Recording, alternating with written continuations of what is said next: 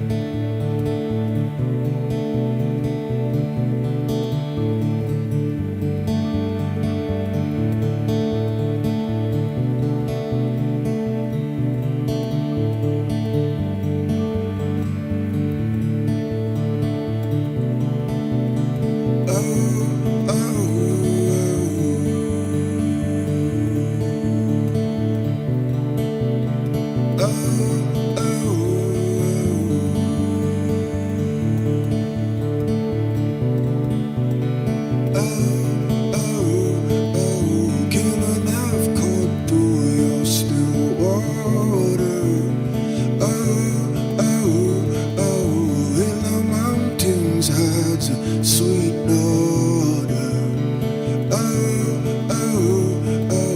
like a bird I fly through the ages. This is how I turn back my pages. Everything under the rain and the thunder they pour. Melodies open, the bird it has spoken in full. Down on the river, the boatman delivered the name. Now I repeat it to swallow the secret untamed. Can a knife cut through your still water? In the mountains hides a sweet daughter. Like a bird I fly through the ages. This is how I turn back my pages. Yeah, turn it back, come back with a sweet moon song never lacked. To back when the land was filled with warriors, sweet euphoria, that was a fact. Back when I never ever counted those leaves on the trees. We jumped those seas, back when the fable was strong all night long. Back when love was the key, you see what the boatman gave me a name. Now I repeat it, constantly feed it. I need it, all wise men seek it. In my heart I keep it. Now that the earth is turning real fast, I hold on strong just to make it all last. This storm it soon shall pass. Give thanks and praise at last. The house of song is ash, feeble whispers from my past. Tell them all the bird is leaving its cage. Heard that word from a great sage on a different page. I don't speak hollow, these words are full, come follow. And if you see tomorrow, the rains will wash your sorrow. Oh, oh, oh.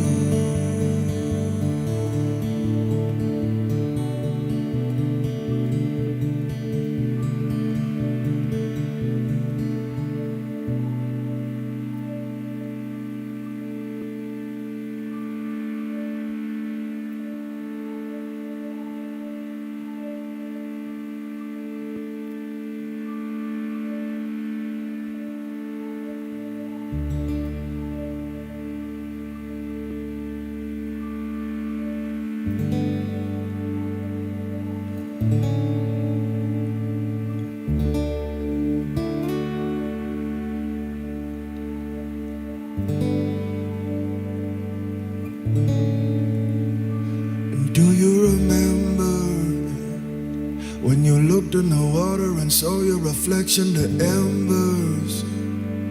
They drew out a map and they showed you direction. Your sender is far in the east where your heart is at peace when you enter. My love is just a reminder, find your center. My love is just a reminder, find your center. My love is just a reminder, yeah. My love is just a reminder, find your center, yeah.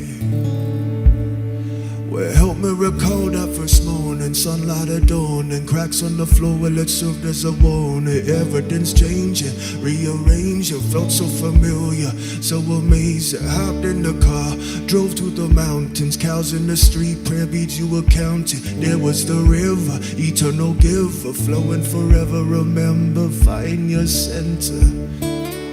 Oh, my love is just a reminder, find your center. My love is just a reminder, yeah. My love is just a reminder, find your center. My love is Shri Ram Jaya Ram Jaya Jaya Ram. Shri Ram Jaya Ram Jaya Jaya Ram. Shri Ram Jaya Ram Jaya Jaya Ram. Shri Ram Jaya Ram Jaya Jaya Ram. When you've lost your way, color start to fade. Take a look within, find your offering. Well, hold it to the sun, let your spirit run. Remember, remember, find your center. My love is just a reminder, find your center. My love is just a reminder, yeah. My love is just a reminder, find your center. My love is just a reminder, yeah. My love is just a reminder, find your center. My love is just a reminder, yeah. My love is just a reminder, find your center. My love is just a reminder.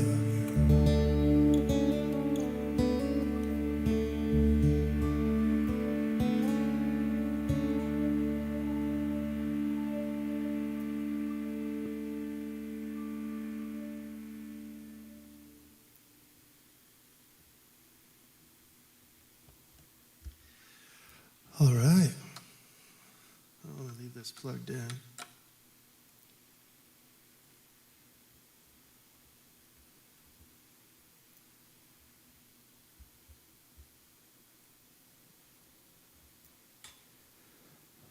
All righty. Jai Ma. Welcome, everyone, near and far, to a night in the village. This is super surreal and crazy, and I have so many emotions going through my body right now, just being back in a venue and playing music through a big sound system and with nobody here. It's quite an experience, but from the bottom of my heart, I'm extremely grateful to the Fox Theater here in Boulder, Colorado, for opening their doors to us, to all the beautiful people that came together to help put this on. Yeah, hopefully it goes okay. I hope you're in a comfortable place on your couch or, watching from your phone, wherever you may be, sending love to you.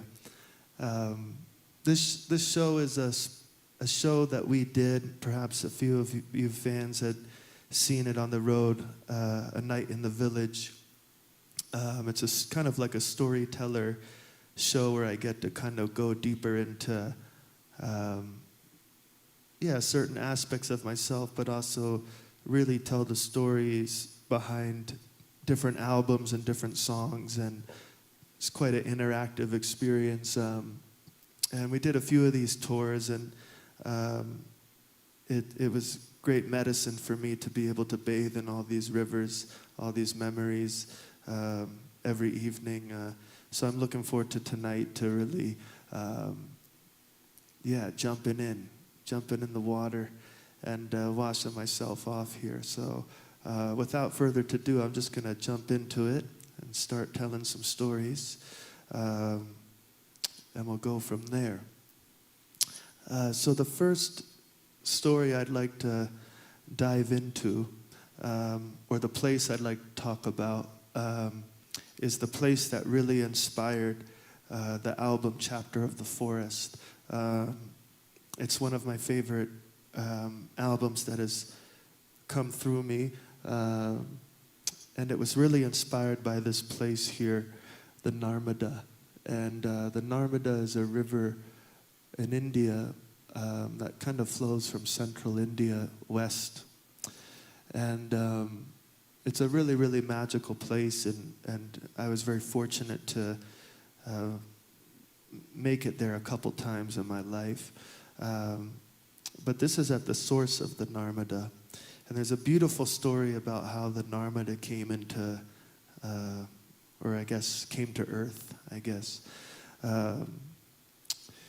In India, they believe that Lord Shiva, who is the king of yogis, the first yogi, the first shaman, he was in meditation.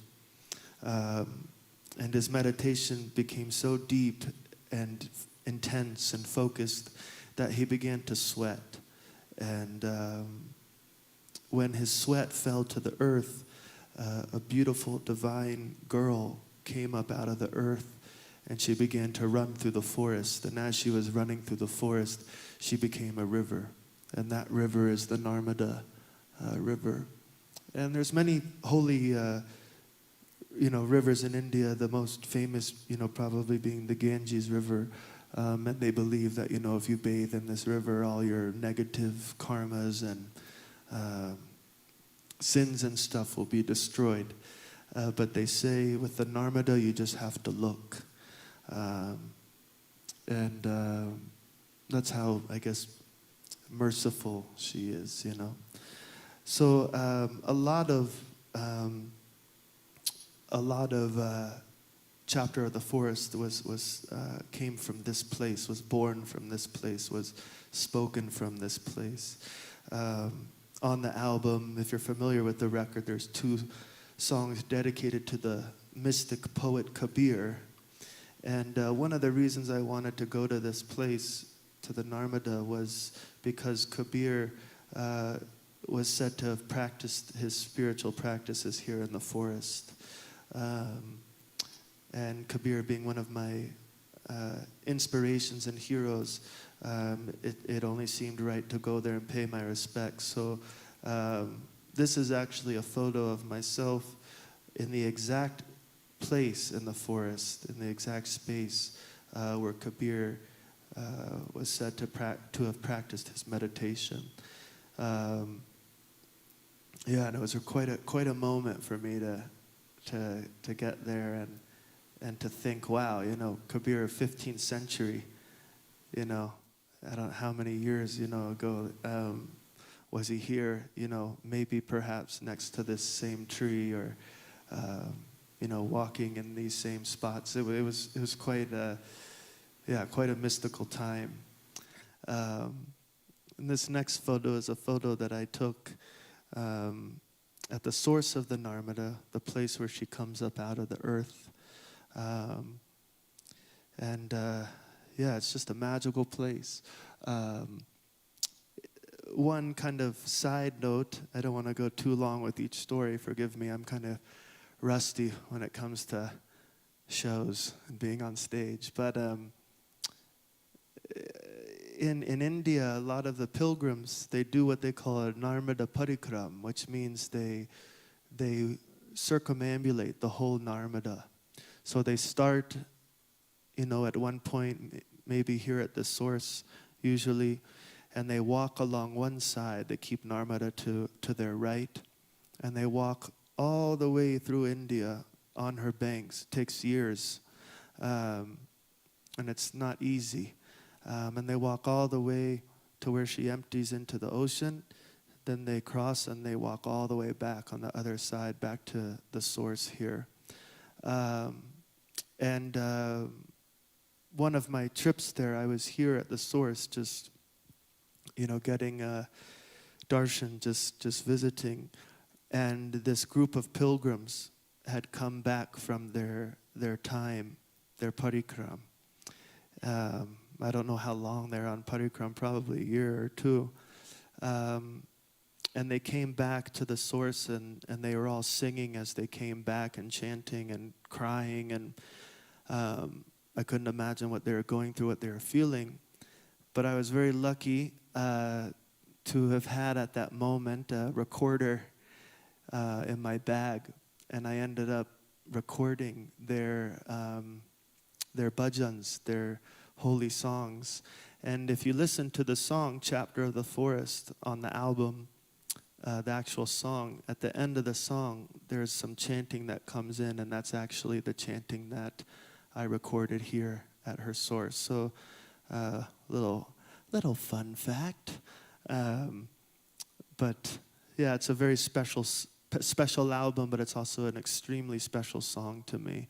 I tend to drift back there whenever I sing it. So, without further ado, that's our first chapter 1 story, and I'll sing the song for you now.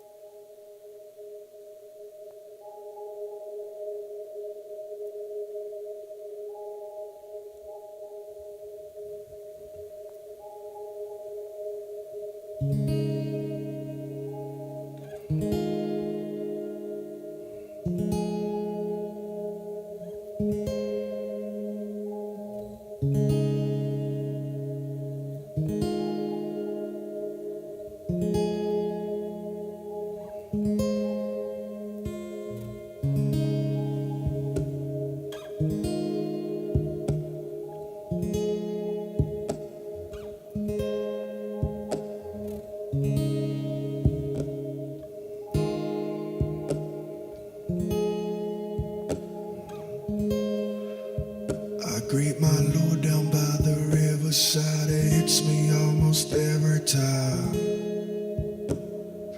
Beauty runs so deep that it's hard to sleep at night. This is the chapter of the forest. Every line and every chorus from my heart, it comes up pouring to every single melody. Flame without the smoke.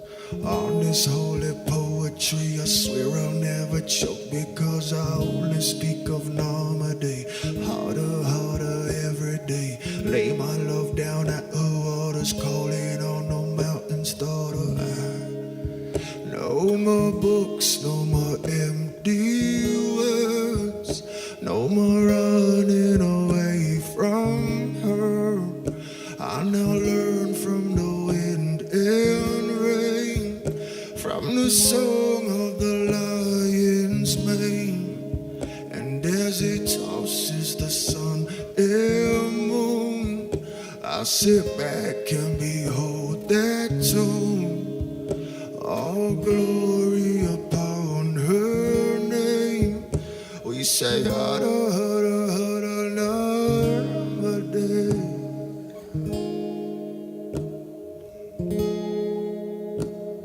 Hara Hara Hara Narmada.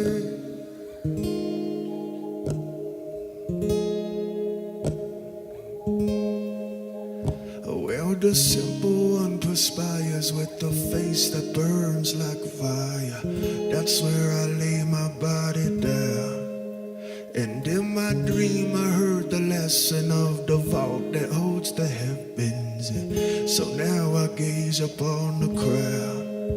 You see my woman, she is stainless. Stood there at the base, touched her face. Saw the gods come out the mountain, sweet embrace. Her song, it can't be heard unless you let go of the world. So I laid it all down and I behold what I heard. No more books, no more empty words. No more running away from her.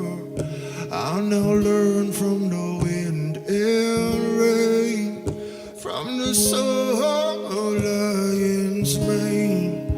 And as he tosses the sun and moon, I sit back and behold that tune. All glory upon her name. We say, Hara, Hara, Hara, Narmada.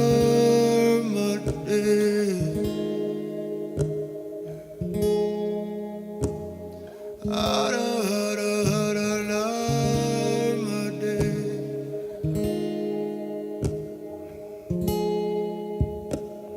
Hara, Hara, Hara, Narmada.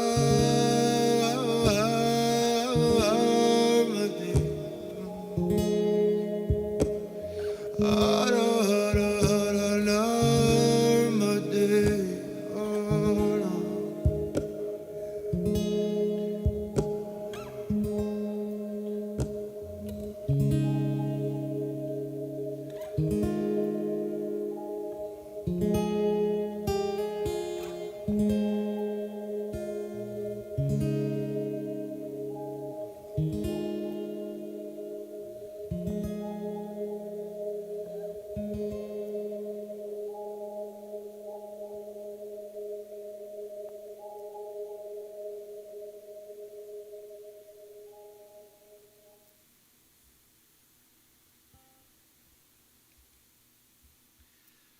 Thank you very much.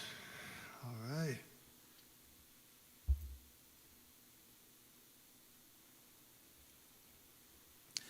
Hopefully y'all are cheering and going crazy. I can only imagine in my mind. All right, chapter 2, y'all. I'd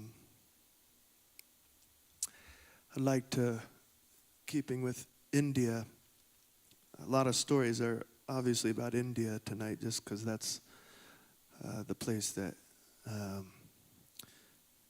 caught me, I guess. But I'd like to talk about the bowels of Bengal. The bowels are a group of people,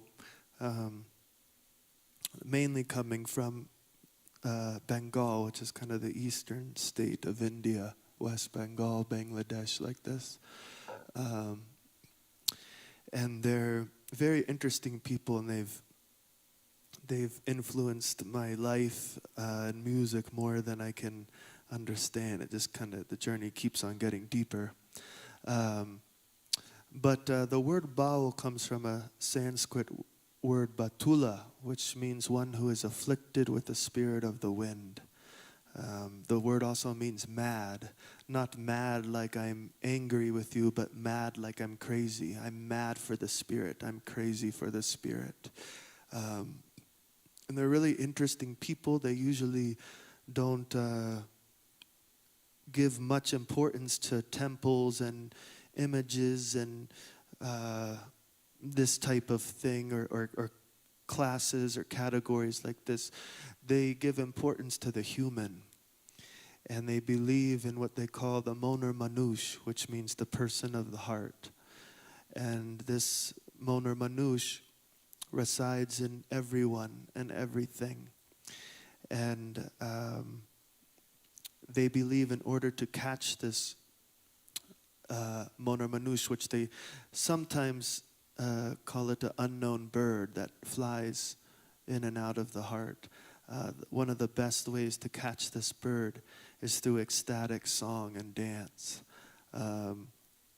So it's an oral tradition. Nothing is written down. Mostly everything is passed down through song, from guru to disciple, from teacher to student. And their songs are extremely, extremely deep and mystical and profound. All their realizations from their practice, their meditations, their experiences are all put into song. But they're very, very amazing people, and I became quite interested in them, I guess, on my journey. And this is one of the most famous pictures of Nabanidas Kepabao. And it's a very famous, it was taken by a very famous photographer, a Bengali photographer that I am not remembering the name. But I remember that the photographer said he didn't want anything in the background. He wanted only the open sky, because a Baul is like that. He's as free and open as the sky. And this picture really is just one of my favorite shots. I have it blown up in my studio and look at it all the time. And his expression and his mood, his joy is really kind of, I guess, my goal with playing music. But in my journey, in learning about the Bauls, I was very lucky to have become kind of adopted by a Baul named Haradan Das Baul. And this is a picture I took of him when we journeyed out to his birth village in West Bengal. And it's really amazing. It's like stepping back in time, mud houses and bullock carts, and it's just very powerful. But in coming in contact with him and kind of being adopted into his family, he taught me and is teaching me a lot about the Baul culture and Baul songs and that universal aspect of love and going beyond distinction and going beyond all these categories that we create in our mind that divide us. They walk a path of acceptance and openness, and they don't really have a problem with anybody, as one Baul teacher said, we're the ones that don't have a problem with anybody, but everybody has a problem with us. So that's kind of their mood. This is a picture that my wife took. I think this was in 2017, maybe, when we were at Baba's house here in West Bengal, outside of Calcutta. And this is him teaching me some songs. And it's one of the most amazing times of my life. In 2013, I spent a couple months with him, and I would ride my bike through the village every day to his home, and he would just sing all day. We'd drink tea, sing, drink tea, sing. And it was really amazing. But one of their songs, they sing songs that this world is a madhouse and everybody's crazy. Some are crazy for fame, some are crazy for money, some are crazy for sex, some are crazy for power, but who is crazy for the Spirit? Let me be crazy for the Spirit. They sing songs like this. So when I was learning all these songs and just kind of bathing in this mood of the Bauls, I wanted to write a song that was dedicated to the Bauls, but also tried to invoke that spirit of madness, that spirit of being crazy, crazy in a good way, crazy for the beloved or the Great Spirit. So it's a song called The Weaver, and it's on our album, The Fruitful Darkness. And it was actually an older song. I wrote it quite some time ago in Calcutta. Kept it to myself for a while, but I'm very glad that it made its way onto The Fruitful Darkness. And yeah, here it is.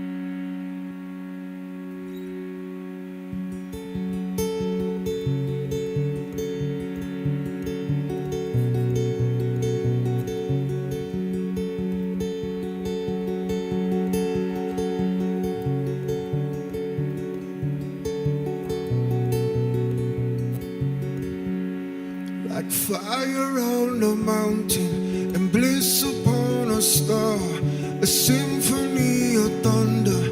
I look to where you are. All over the country, the thieves they like to roam. It's you I must remember, the one to lead me home. The great mother is calling, don't waste your precious days. Time is of the essence. Heed these words I say. The Master lives and breathes in everything we are. I'm calling to his mailman, the mailman of the heart, the mailman of the heart. Mailman of the heart. Mailman of the heart.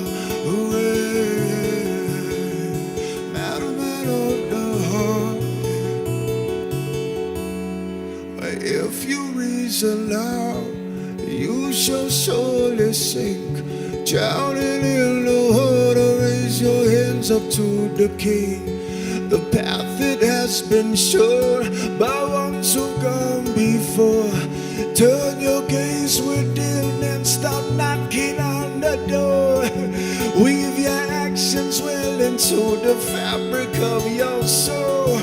If you wander now, you'll never find your way back home. The word it has been spoken, the Master isn't far. I'm calling to his mailman, the mailman of the heart, the mailman of the heart.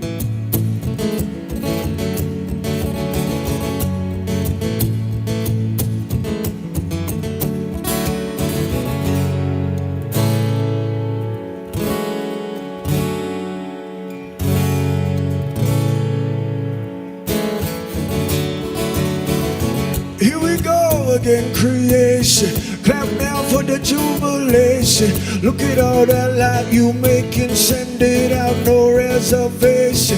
Like a river, we let it flow. Still high like a volcano. My devil still got my soul in the hot, in the cold, in the rain, in the snow. Halo, wish on a butterfly wing. Take that crown, put it on that king. Sing like a child, no care for opinion. Real love across our dominion. Oh, so bountiful. Pull it back and let it go. Like ocean wave, we're powerful.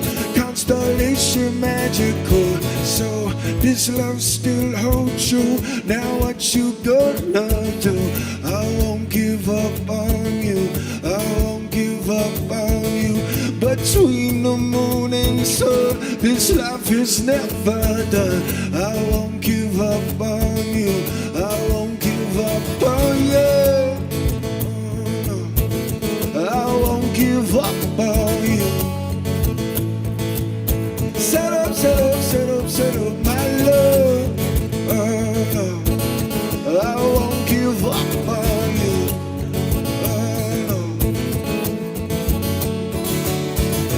I stand up, God, put my hands up, root down strong like Mauna Kea. In the ocean, holy emotion, ride down flow. I see you later. In the park of Shangri-La, see my mind standing holy. All those colors filled with glory.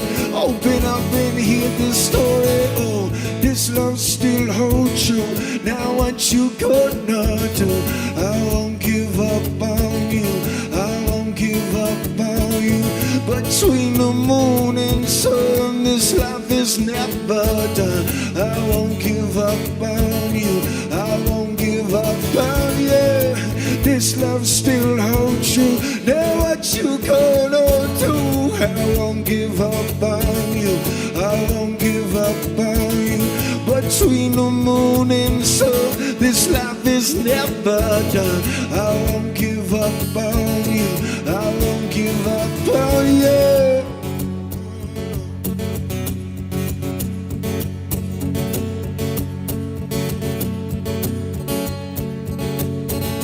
I'll follow you. I'll follow you.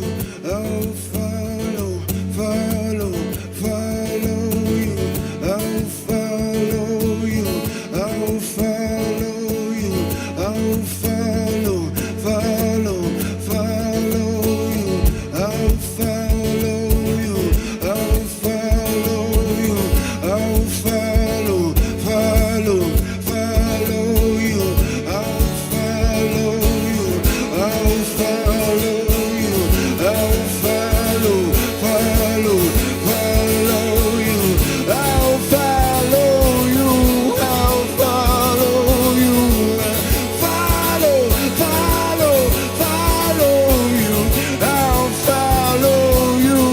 I'll follow you. Follow, follow, follow you. I'll follow you. I'll follow you. Follow, follow, follow you. I'll follow you. I'll follow you.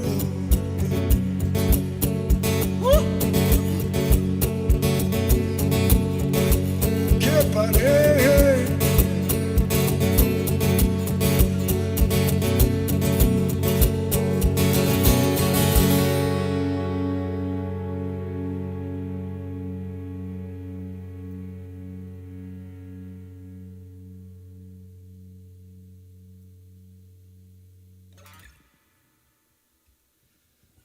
Alrighty.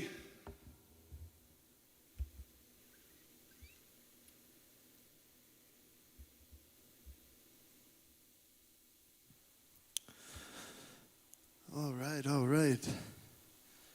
Hopefully everybody's doing well. Everybody's chilling. Hopefully this is working. Hopefully this is being broadcasted. Hopefully. I don't know. I'm just cruising. I'm having a great time. I just want to shout out my amazing wife for letting me steal all of her photos here for the interims and for all these songs. Some of them are my photos, but all the good ones are hers. This is a photo that she took in Nepal of the shamans dancing. And again, I like the mood just because it's nothing but the open sky behind them. So yes, my dear. This next story I want to dive into is one of, I guess, one of the most important experiences that I've had in my life, I felt. And I'm throwing it kind of way back here to an album called This Is Blue. And that's an album that I recorded, God, I don't even know, maybe 2007, 2008. But there's a song, or rather a poem on there called The Lion's Mane that I never really play, never get to play just because it's so moody and it's very quiet. It doesn't really go over well in, I guess, a loud setting. But since nobody's here, this will be the perfect, hopefully. But anyway, this was on my first. This story takes place 2007, my first trip to India, and I was very, green and fresh. Still am pretty green, but I was very green then, and I traveled to India with my guru and another monk and my high school teacher, actually. It was us four. And one of the first places we went to was Rishikesh, kind of a popular spot at the base of the Himalayas. And while we were there, it was suggested to kind of go deeper into the Himalayas to really experience their majesty. So we decided to take a day trip to a place called Devprayag, which is a village a couple hours into the mountains there. And on our way to Devprayag, we stopped at this place called Vashishta Gufa. And this is Lord Vashishta, the sage Vashishta, was one of the 7 Saptarishis in India, the original seers. And it's said in this place, Gufa means cave. So it's said that the sage Vashishta stayed here back in the ancient times and meditated in his cave there. And it's a really, really powerful place. What you can't see to the right of the picture is the Ganga is flowing so beautifully out of the Himalayas and into the plains. But that temple there is where the cave is, inside of the mountain. And, it was really an amazing experience because it was the first time, I think, in India that there was really nobody around because it's very quiet up there. And I was just feeling super, super, like, holy. I was feeling like a real, true, like, yogi up there. And anyway, we went down to the cave, and when you go to a holy place, they usually give you what they call prasad, which is like a blessed food, a blessed offering. So sometimes you get fruit or sweets like this. And when we went into the cave, one of the babas gave me a banana. And so I had this banana, and we kind of sat in the cave for a while, and I was very, affected by that space. And when we came out, my party, they walked back up to the car on the road. They hiked back up to the road. And I wanted to take a bath in the river because it was just so incredibly peaceful and beautiful. And it was like the first time, if not the only time, I was in India really like alone. There's nobody around, and I took my bath, and looking up at the Himalayas, I'm just like, oh my God, I am so, peaceful. I am so holy, I was feeling the vibes. And anyway, I'm walking back to the car. I'm hiked back up to the car. And when I got up to the road, there was it was just our Jeep, and the three people I was traveling with, they were standing by the Jeep. But over here there was a beggar, kind of kneeling down and holding out his hands. And I thought, to myself, oh well, he's like a beggar and he's hungry, and I'll give him my banana. I'll go over and give him my banana because it's the right thing to do. It's the holy thing to do, and I'm feeling so holy, so yeah, let's do it. So I walked over to the man, and I held out my banana, and he was just kneeling. He was kind of squatting and just looking up at me, and I was holding out the banana, and he wouldn't take it. And I thought, it's kind of strange. And I was like, here you go. Take the banana, And he had no reaction. He was just looking at me and holding out his hands. And for some reason, that super holy feeling, that super clean, I'm, whatever, feeling began to disappear quite rapidly. And I began to really judge this man. I began to really be like, what is your problem? Like, I'm trying to do something nice here. I'm giving you this offering. Like, is it because I'm like a Westerner? Like, you're not taking it? Like, what the heck? And I don't know why. It just was spinning out of control, going. And I just cut this man up in my mind, just super judgmental and like this. And I was just about to just kind of toss the banana or something in his hands. And right when I was about to do that and walk away, one of the monks in our party shouted that he's blind. And I just crumbled. I felt so gross and so dirty. And in that moment, and I remember that I placed the banana in his hands, and I could feel his calloused, fingers on mine. And he kind of got a little teary, and I just started weeping uncontrollably because I just felt like such a jerk. And it definitely just knocked me on my ass. And was just a huge teaching, because in that moment I was definitely the blind man.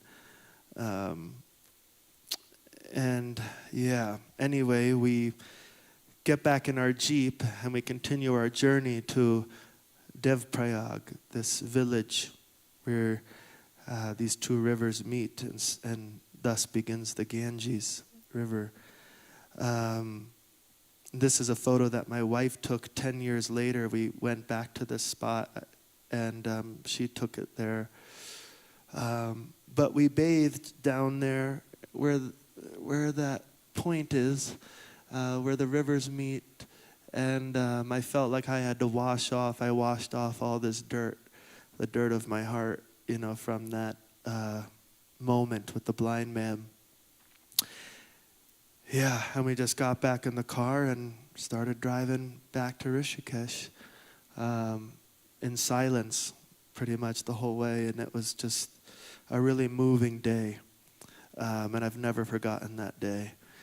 And when I, kind of got back to the States, I really wanted to write a song about that experience, but nothing was really coming through. I only had this poem. And so I decided to put the poem to music.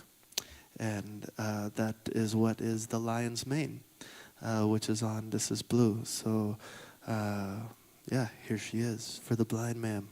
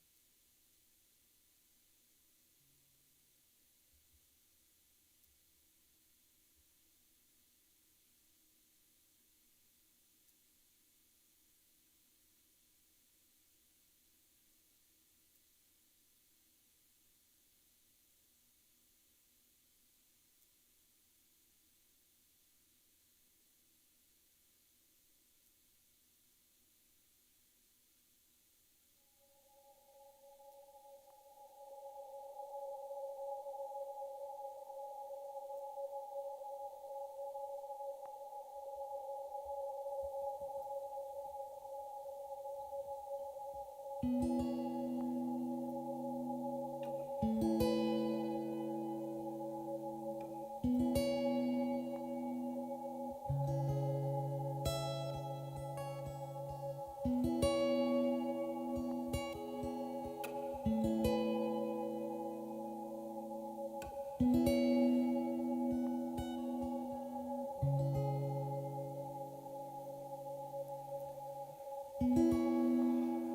woke up in the lion's mane, kissing silhouettes of mountains dancing in the moonlight.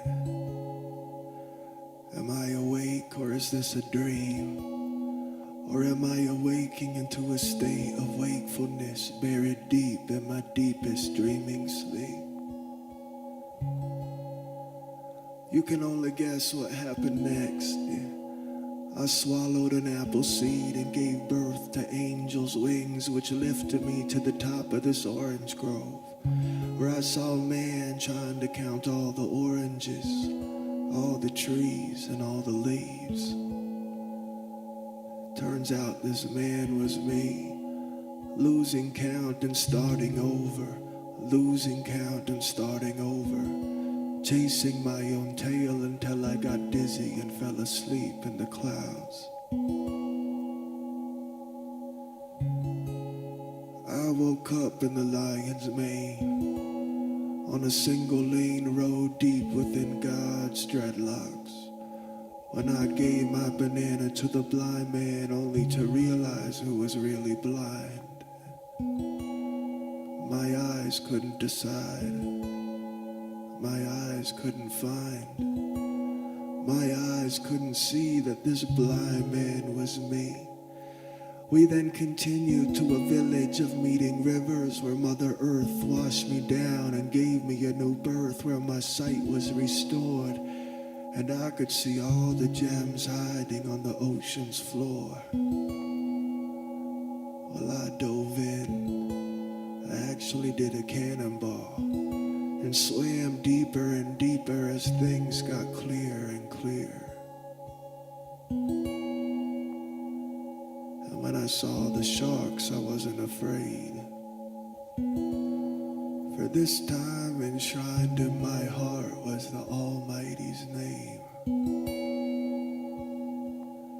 I think my sanity has gone insane. I woke up in the lion's mane. In the lion's mane.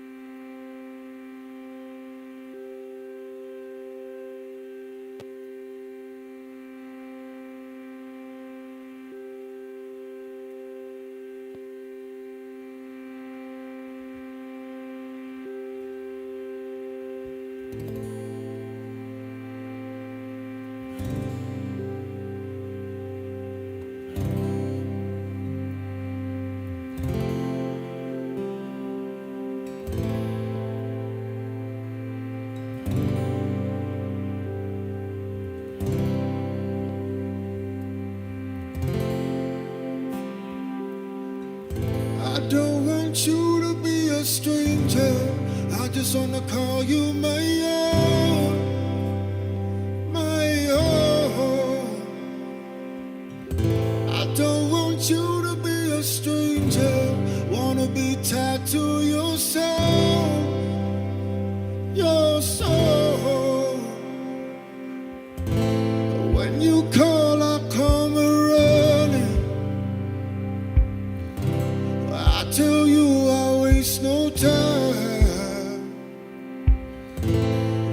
I will meet you in the secret, oh, beyond the borders of the mind. Now we're building up these walls now. I will break them down with sound. Oh, while you're moving, let it be smoking, big as the ocean. Oh, my love, it knows no bounds. Yeah. I don't want you to be a stranger. I just want to call you my own, my own. I don't want you to be a stranger. Wanna be tied to your soul, your soul. Yeah, I confide, I wanna be tied to the chords of your love that are so sublime. Got a home in the original, I tell no lie. Give it all to the subliminal, oh my mind. You see one become two, the two become one. I am not afraid, yes I will not run. I put forth my words with the light of the sun. This is my invitation to my heart station. I don't want you to be a stranger. I just wanna call you my own, my own. I don't want you to be a stranger. Wanna be tied to your soul, yeah, your soul. No, no, no. I don't want you to be a stranger. I just wanna call you my own, yeah, my own. No, no, no. I don't want you to be a stranger. Wanna be tied to your soul, yeah, your soul. Oh, no.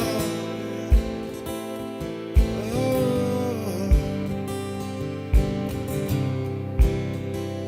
yeah.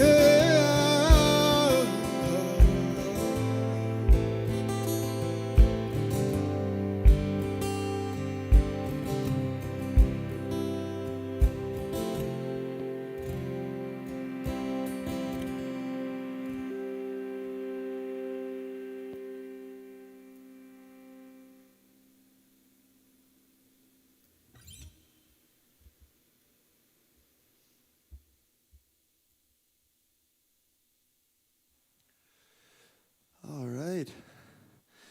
That is a song called My Own we released a month ago or so, inspired by Sri Sharda Devi, a great Indian saint and mystic pictured here. Great inspiration. It was also on the cover of that single art. I think it's the first time I've officially played it live for you all, so hope you enjoyed. So we're going to change gears here a little bit. This will be our final kind of story, I guess. We're going to kind of leave India, I guess, and talk about the album Kala and what inspired Kala. This is a picture of me and my grandmother, Mama, we affectionately called her. She was the main inspiration behind that album, Kala. The word Kala means times. It's a Sanskrit word for time. Ever since I was a young kid, as far back as I remember, I've always had this thing with time. I've always been quite stressed with time and always looked on time as this kind of mechanical thing that is just driving all of us mad in a way. And I always felt, great pressure from it, a great kind of urgency, I guess, from it. It was always just a thing, I guess, for me. And one day I was walking with my grandmother, Mama, she's passed away. But before she passed away, I was pushing her in her wheelchair. She was quite old at that point, not really saying much, but when she did, it was quite powerful. And I was just walking with her outside, and she kind of looked up in this moment and said, "Isn't time such a wonderful gift?" And I was like, what? Like, it's just so out of the, I don't know, it really hit me. One, because she was at the end of her time, which I found quite interesting for her to say that. And then two, just given my aspect towards time like this, it was just kind of strange. But I didn't think much of it. I just kind of went, continued walking with her, and that was it. But what I didn't know at that point was she had kind of planted that mantra within my being. And as the years went on, as time went on, that mantra was slowly going in my head. Isn't time such a wonderful gift? Isn't time such a wonderful gift? And without even trying almost, my attitude towards time started to change. I started to view time as kind of healing, view time as space, view time as like a circle, a cycle, rather than a straight line, that has this beginning and end. And my relationship to time really softened because of her. So fast forward a bit, we're living on Hawaii at the time, my wife and I, and this song comes through, "You Can't Rush Your Healing." And at that moment, I didn't really know what it was for, because I was living quite a good life, going to the beach every day and being on such sacred ground there in Hawaii. And I was writing the album, Kala, and this song came through, and I just didn't know what it was for. And then the last day, we were leaving Hawaii. I was going to travel down to Australia to play the Byron Blues Festival, which is this amazing festival that we had tried so hard to get on at that point of my career. It was a big, huge thing for us. It's always a big thing for us to go down there and play. It's such an amazing experience. But, being that it was our first time getting on the bill, it was a big deal for us. And while I was going to do that, my wife was going to Nepal to go on a yatra, a journey there, where she spends a lot of her time. But the last day in Hawaii, our very last day, I became extremely ill with a really bad, I won't go into the details, but a really bad sickness, let's put it that way. And I was flown back to the mainland, to LA, and I was admitted to the hospital and couldn't walk, and had to shave my dreadlocks, and it was quite a dark moment for me. I had to cancel going down to Australia. My wife canceled her trip to Nepal to stay with me. And while I was, in the hospital, just moping, I guess, this song, "You Can't Rush Your Healing," came to me, and I felt my grandmother's presence, and I thought, oh my God, Grandma, you didn't have to go this far, to teach me the lesson. But it was quite a moment, and I realized, I can't rush my healing. I can't go to Australia. I can't get out of here when I want to. I just have to be patient. And so again, some time passed, I think a couple months, and I had, since gotten out of the hospital, and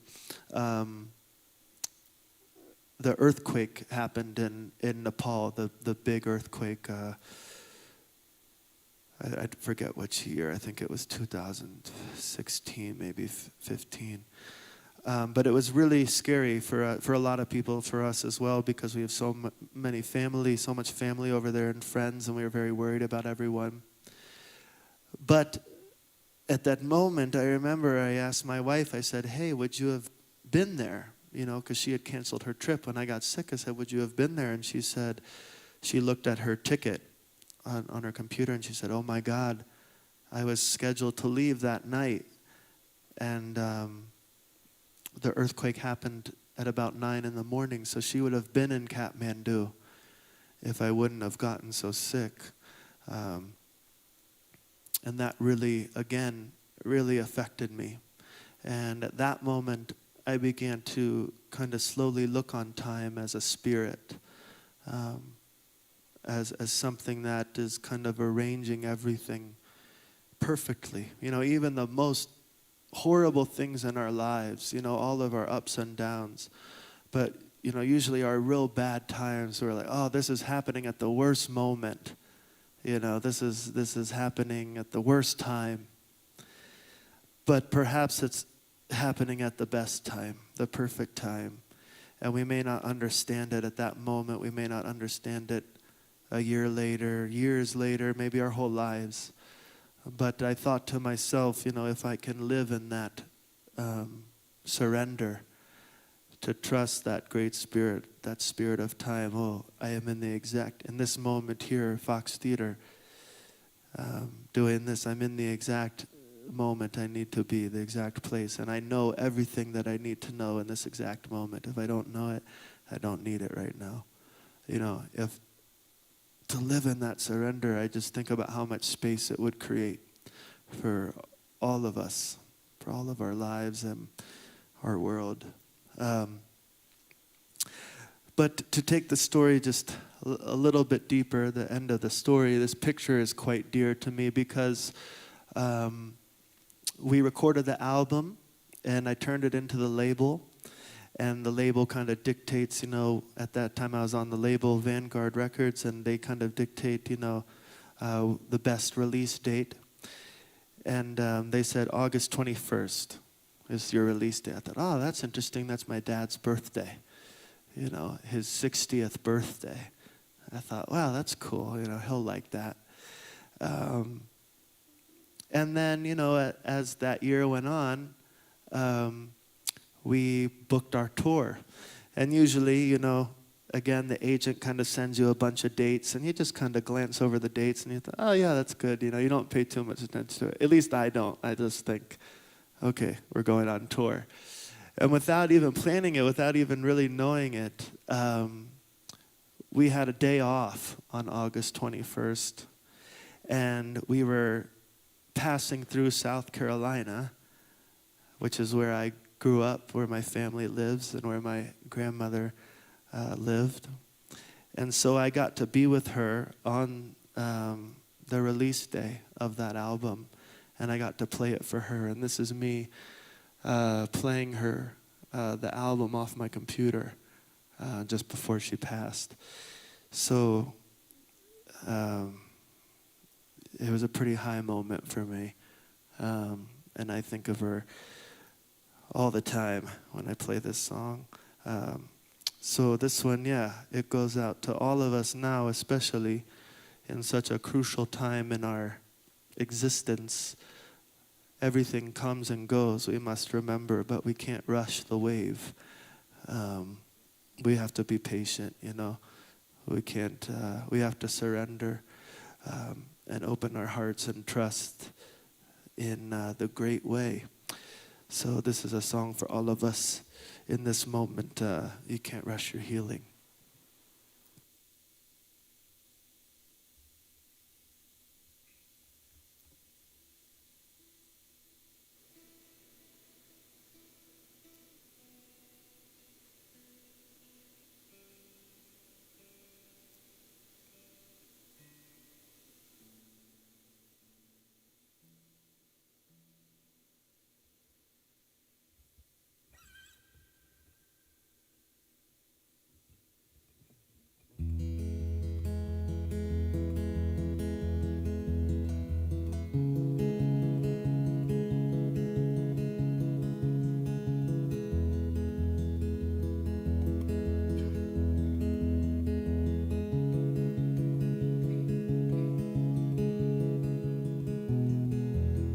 comes to me upon the strings. When I hear it, will I sing?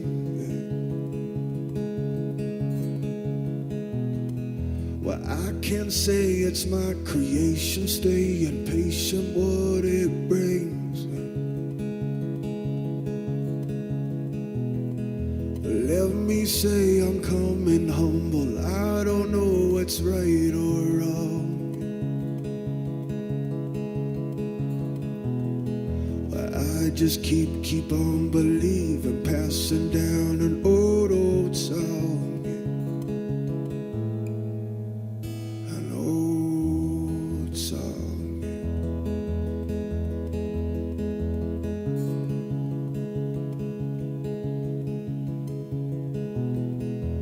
Everybody's got that chapter of dark and darker days.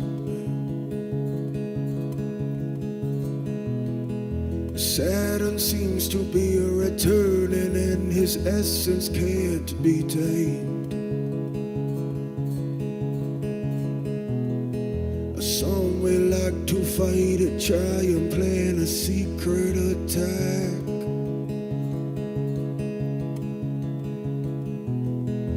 But the more you push it, the more it's pushing you back. So you can't rush your healing.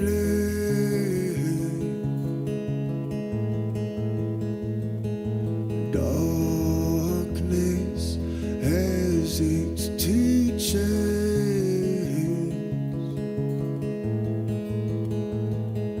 Love is never leaving.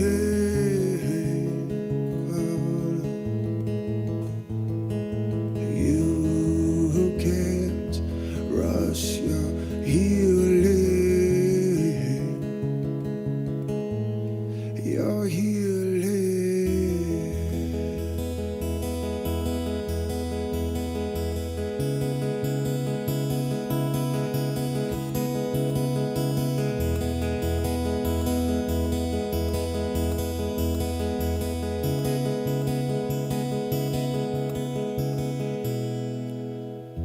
Mama, well, she told me time is such a wonderful gift.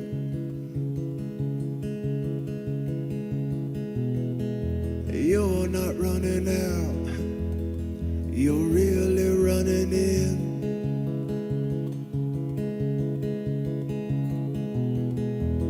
The confusion clouds the heart, but it also points the way.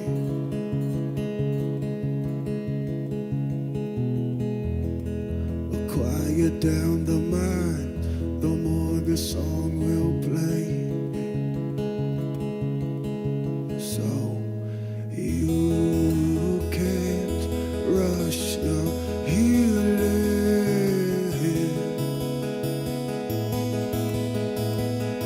Darkness has its teachings.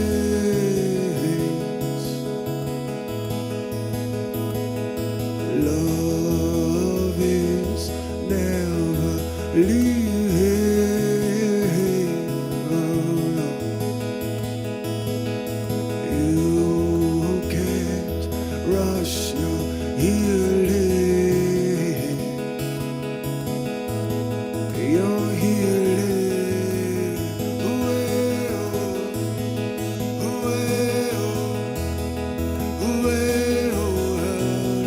Your healing.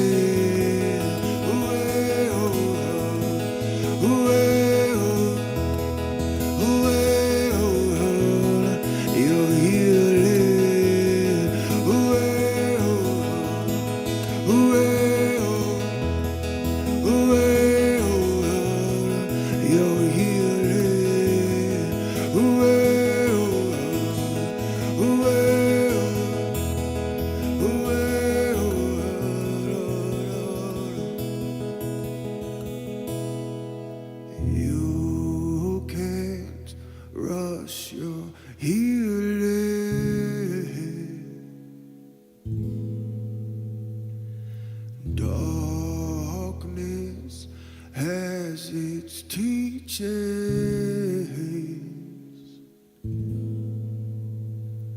Love is never leaving alone. You can't rush your healing. Your healing.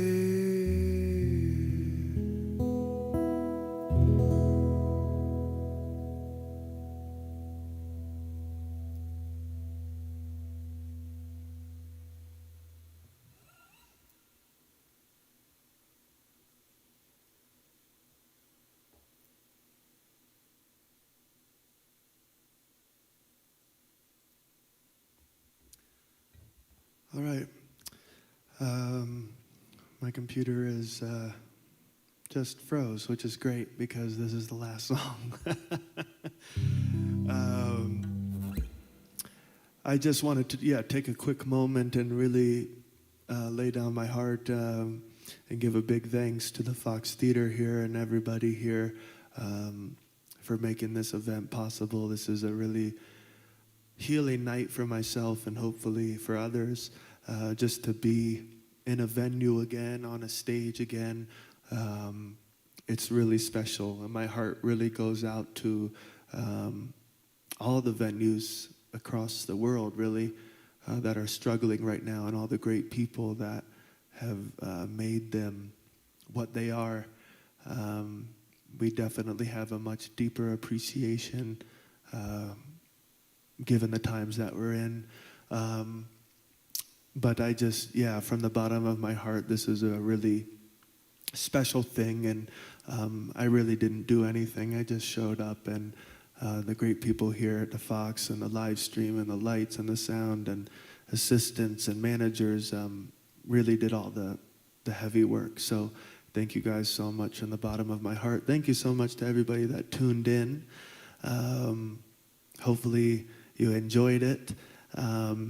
I'm thinking of y'all very much, and I feel very honored and privileged and humbled to have had this opportunity to share music with you and story with you. So lastly, I'm going to play this new song, and this kind of leads me into my announcement, or I said that I had a big announcement leading up to this.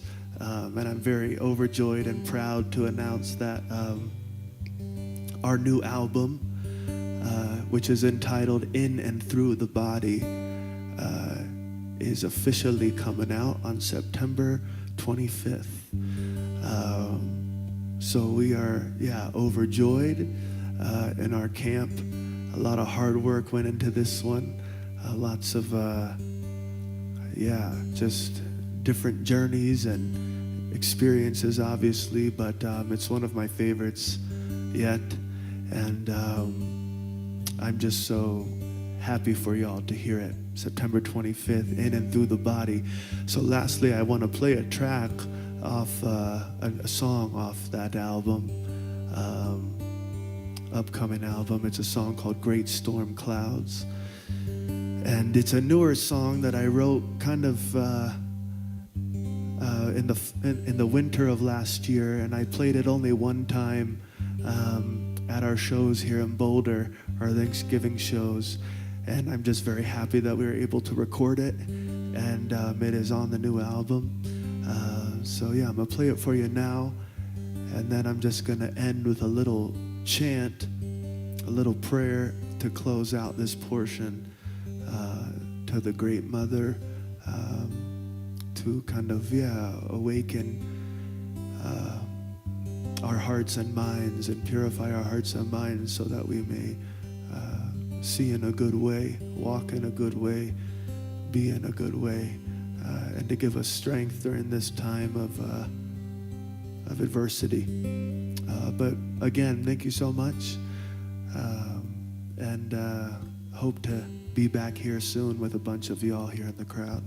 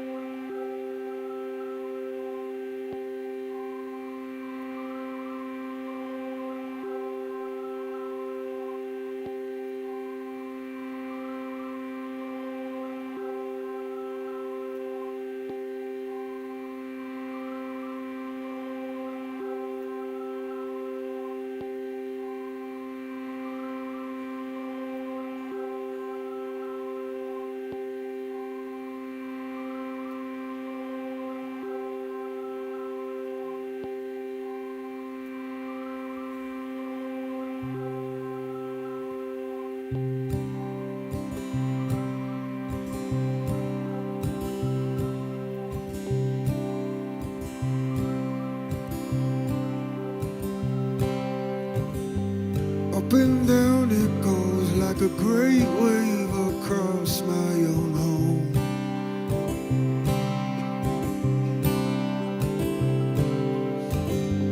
All the questions of the mind trying to find a way to show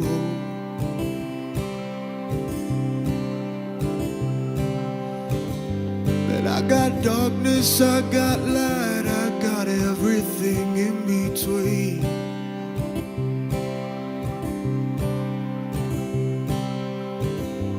Don't deny any side, I don't cut branches off my tree. Great storm clouds holding rain, it's part of nature to hold a bit of pain. All in all, that rain falls, and now you watch a new thing grow. Watch a new thing grow.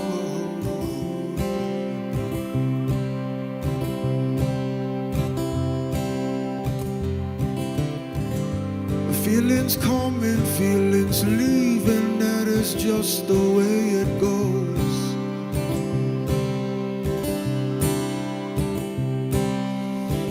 How to surrender to the mystery I feel ever loved.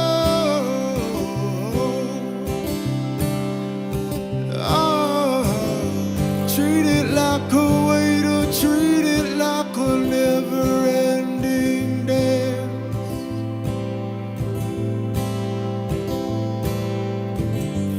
All the laughter, all the tears are just a part of the romance. Oh no, great storm clouds holding rain, it's part of nature to hold a bit of pain.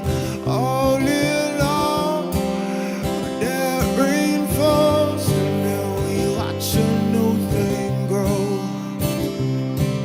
Oh no, great storm clouds holding rain, it's part of nature, hold a bit of pain.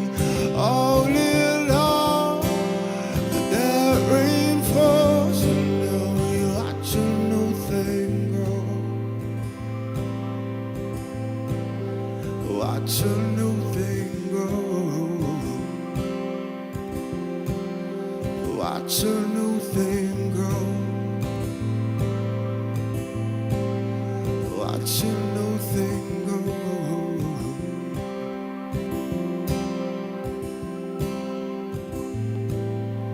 Hey, hey,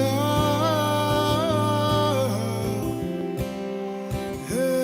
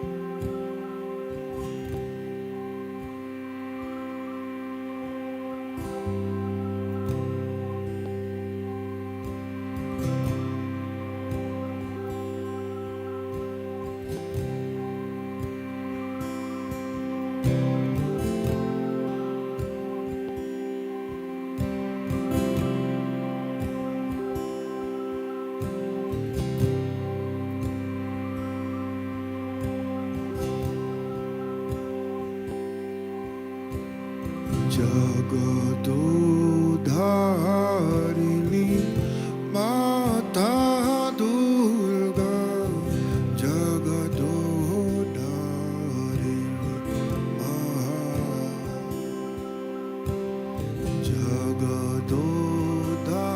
जगदोधारिणी Mata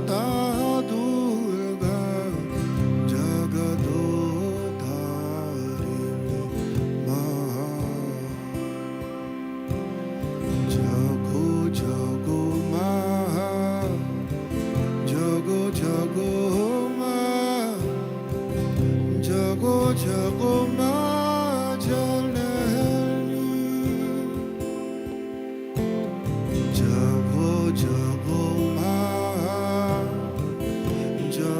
jago ma jago ma jalni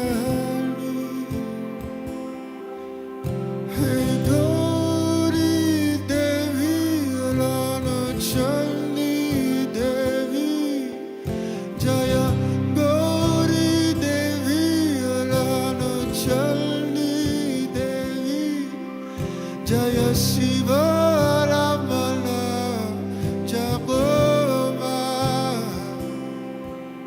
Jaya Shiva Ramana Jagoma Jaya Shiva Ramana Jagoma Jaya Shiva Ramana Jagoma Jaya Shiva Ramana Jagoma Jaya Shiva Ramana Jagoma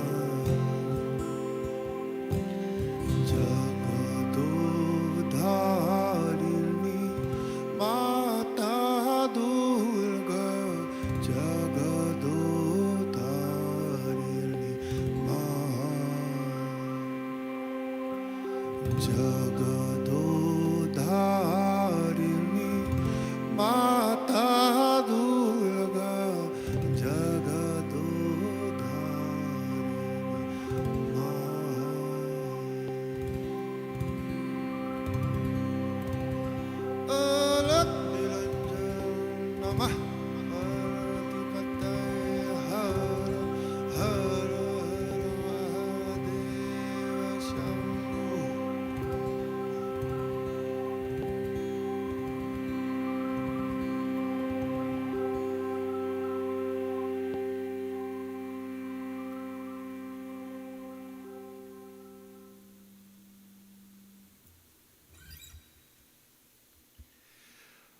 All right.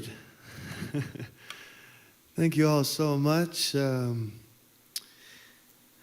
just going to answer a few questions here. My lovely team was watching the stream and picked out a few questions from you all. Usually on tour, we'd have everybody on this show, we'd have everybody sitting down and somebody would run out with a microphone and people would raise their hands. And we do it that way, but obviously can't do it now, but no need to fear. I got some questions here, so I'm going to go through them, and that will conclude our time together.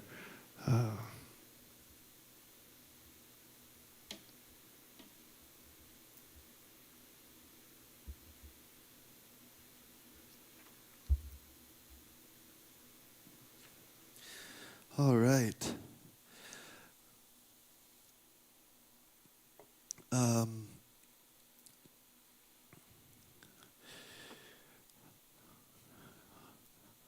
Wow, what a crazy experience to have just done that. But my heart is really so full. Now let's get into these questions. Megan asks, what is a good place to start for someone starting their spiritual journey? Are there any books to read or places to go? Well, I don't know if I'm qualified to answer that question. I'm just a beginner myself, I feel. But I think from my own experience, we tend to always go out. We're always going out. We're always looking out. We're always, all of our senses are running away from us towards so many things. And, I think thus we kind of think like, oh, I need to go somewhere to start my journey. I need to find this thing to start my journey. I need to, find this book. I need to meet this person. I need to, like this.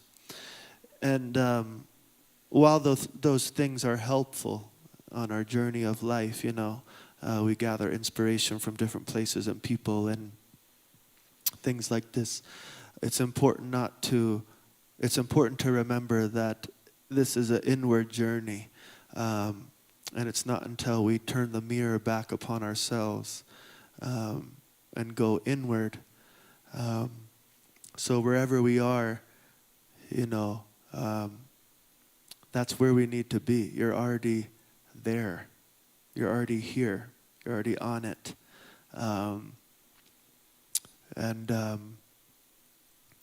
It's a matter of, for me, I've always thought the main ingredients, I guess, are sincerity, and humbleness. Because if one is sincere in anything in their lives, doesn't have to be on a spiritual path or, like this. But when one is sincere, it's really hard to go wrong.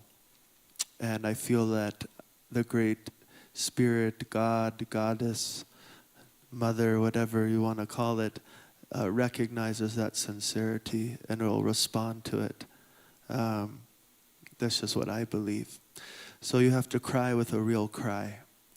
And you have to long. That longing is such a potent ingredient. So I wish you well on your journey. Start right where you are. But books to read, I don't know. Everybody's temperament is different. I've had so many books that have inspired me in my life.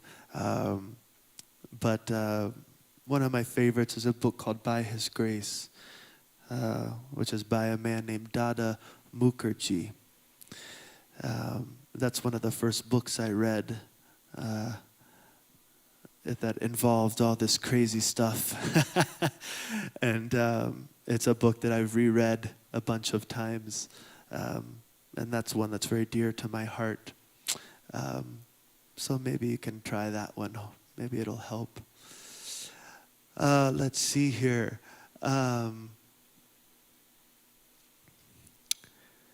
Let's see. Anya June asks, will you ever release a kirtan album for people like me that need it as much as water? I don't know. I've thought about it. But obviously I think this kind of Western music has obviously taken priority. And also kirtan for me is such a personal thing. It's such a intimate practice. And sometimes I feel like, I don't want to, I guess, make an album in a way like that because I feel like, will that, be treated like a product, I guess. So I we guard the things that are sacred to us, and the holy name is very sacred. But on the other hand, again, the holy name is sacred, and it should be heard, and so there's that side too. So if it'll come, it'll come. If not, it won't. But we'll see. But thank you for your question. Casey asks, how do you stay grounded and follow through with your life intentions, not only considering the swirling world and happenings around us, but also being someone who is in the growing spotlight? That's a good question. How do I stay grounded in my life intentions?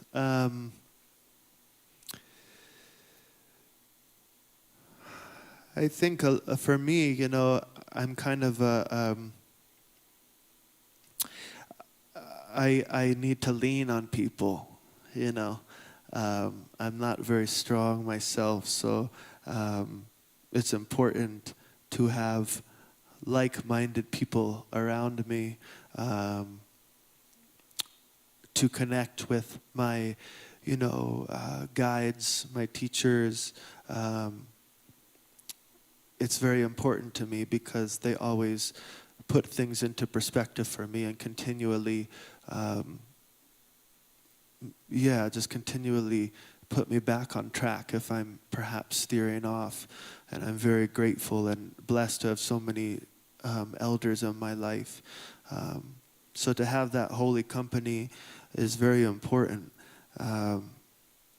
And I think that's one of the main ways that I stay grounded, whether it's, talking to my parents or a teacher or my wife or a friend. All these people are my teachers. So I just try to keep them close and grab onto them all the time.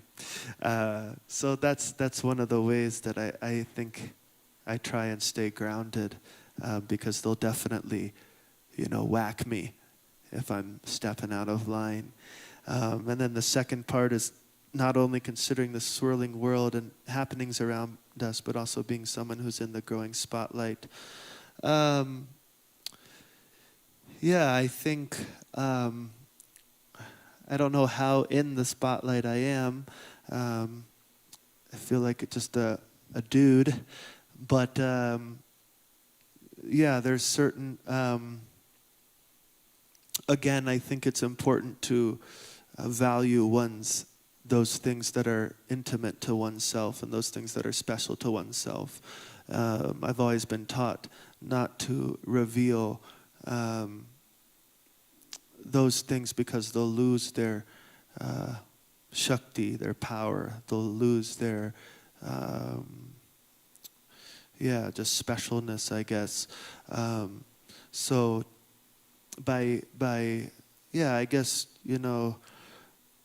not revealing too much, is important. Of course, we want to. I'm up here sharing these stories and sharing these songs and sharing these experiences, and some stories are very intimate, but they go much deeper for me, and I try not to. Dip into that too much when sharing, because it's important, I think, to keep things inside sometimes. It's hard in our world today where, especially with social media, Instagram and Facebook and Twitter and all these things, again, all of our energies are directed out. And unfortunately, there's kind of this thing that has happened, I feel like, especially in the West, where if it's not up on social media, if we didn't say anything on social media, then we never thought it. Then it never happened. And people can draw conclusions extremely quickly, and it can spin out of control very easily. So, but besides all that, I still think it's important to keep those things within. So hopefully that answers your question. Let's see here. Catherine asks, is there a prayer, invocation, meditation practice in which you tend to engage before writing music and or playing live? Not really. The music is itself the prayer. The music is itself the invocation. I don't have some type of crazy ritual before I play or before I start. I usually just like to get quiet a little bit. And when we're on tour as a band, we do kind of circle up and we kind of, just ground out and take some breaths together and have a few words. But for me, the music is itself the prayer, the invocation, the practice. It's the beginning, the middle, and the end. And so, I don't draw any distinction between what is prayer and what is not prayer. So I'll just take a couple more here. There's a few more here. Taylor asks, what is the story behind your new song, Fire on Your House? It's a good question. I'm glad somebody asked this question. Our most recent single off the album, In and Through the Body, coming out September 25th, is Fire on Your House. And this was a very, very interesting experience for me to release this song, to write this song, to sing this song. You know, I think most of my songs don't have this flavor of maybe anger or frustration.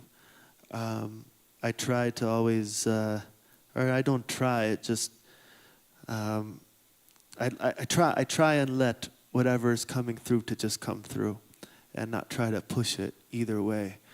And so this song is kind of about growing up in an industry, the music industry. You know, I entered it when I was quite young, 16 years old, 17 years old, being signed to a major label. And being so young, you know, you're very impressionable, and I think that's the right word, where people can easily sway you and, you know, tell you how to do things, you know, because you're young, they're grown up, you think that they know.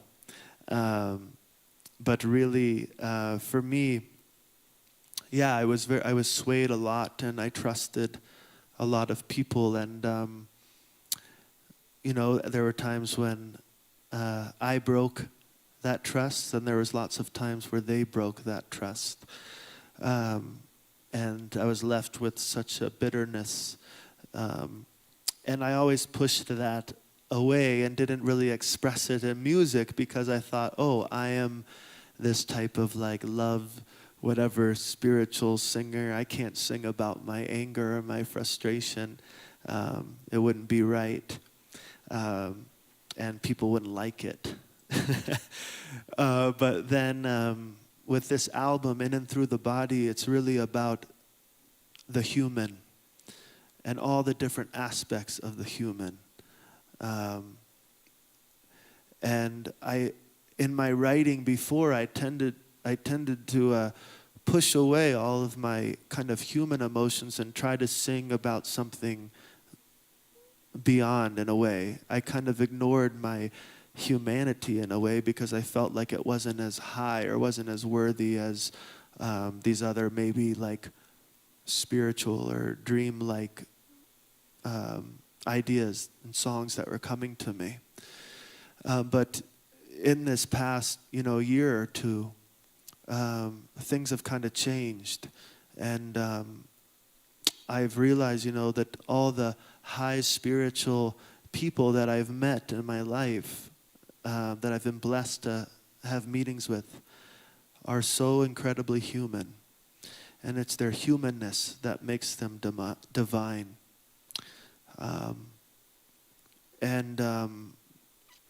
That, I guess, topic or that meditation, contemplation has been very deep this last year or so.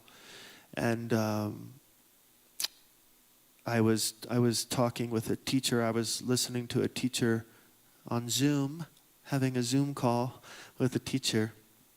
And she said that our path is in and through the body. In and through the body. And that just really, really affected me. So I knew that I needed to be honest with all aspects of myself, not just the beautiful, whatever, flowery stuff. I needed to also express the fire, the anger like this, and hence Fire on Your House. So I was quite nervous to release the song because I didn't know what everybody would think, but then I thought, it doesn't matter what anybody thinks. This is part of my journey, and it needs to be done. So that's kind of what the song is about, and that's kind of what the album, this new album, is about. Our humanness, love, loss, joy, pain, Yeah, all the things. So with that, I think that's a good place to stop for the evening. I just wanted to, again, extend my gratitude to everybody here at the Fox Theater and everybody doing the live stream and the sound and the lights and managers, assistants, wives, parents, loved ones, the whole thing. I definitely felt you all this evening. It's a group effort. And thank you to everybody watching for tuning in and also giving me the opportunity to, be in my medicine, I guess, to share these stories and songs. And I would also just lastly would like to thank Color of Change, who we are donating to tonight, for allowing us, for being open to us, to assisting in any way we can. So with that being said, God bless you all. Goddess bless you all. And hope everybody stays healthy and calm and patient during this time. And hope to see you very, very soon. Jai Ma Kali. Boom Bholenath.